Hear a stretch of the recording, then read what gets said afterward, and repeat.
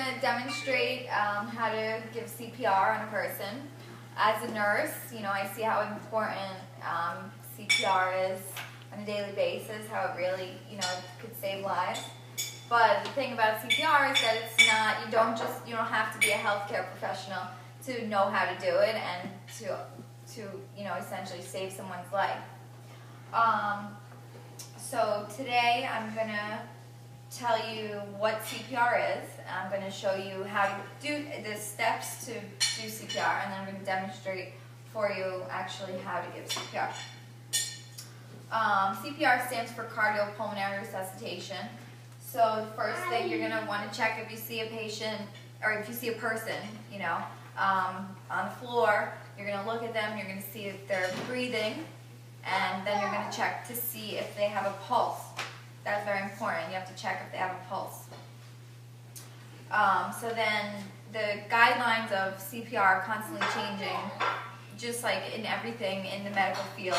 They're always researching. So for 2014, basically they've decided that compressions are the most important. So if you see somebody on the floor, you know that they're not breathing, they don't have a pulse, immediately you're going to start compressions. So you want to do 30 compressions, and then you're going to give 2 breaths. And the cycle is you're going to do 5, that same thing, 30 compressions to 2 breaths for 5 times. It should total 2 minutes.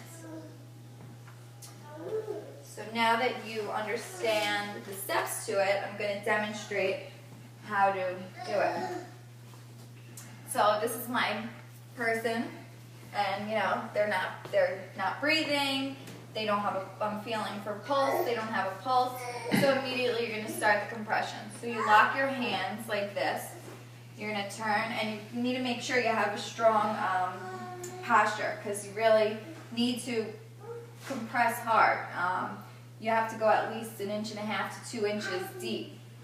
So you're going to go right in between the nipples, and you're going to start pushing.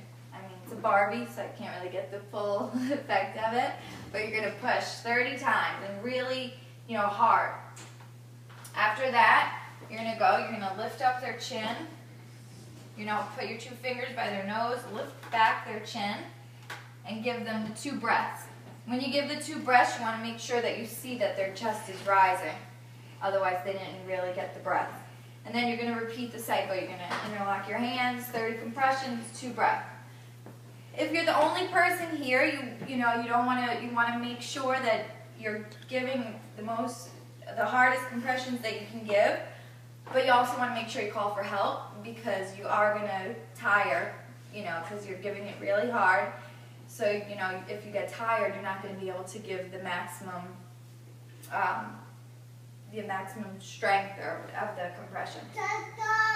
So these are just a few facts about CPR and why it is very important for just, your average person, not only nurses and doctors, to know CPR.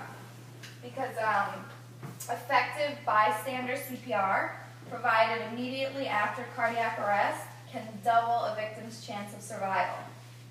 Approximately 95% of sudden cardiac arrest victims die before reaching the hospital.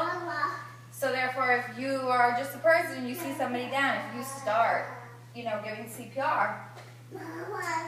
Basically, actually the next one is if bystander CPR is not provided, it's not provided, then a victim's chance of survival falls from 7% to 10% for every minute of delay until they start defibrillation. And lastly, about 900 Americans die every day due to sudden cardiac arrest and that are not in a hospital.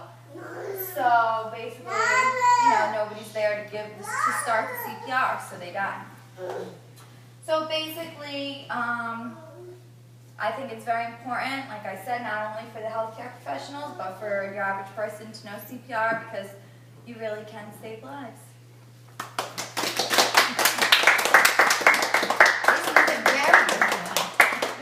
This was very good.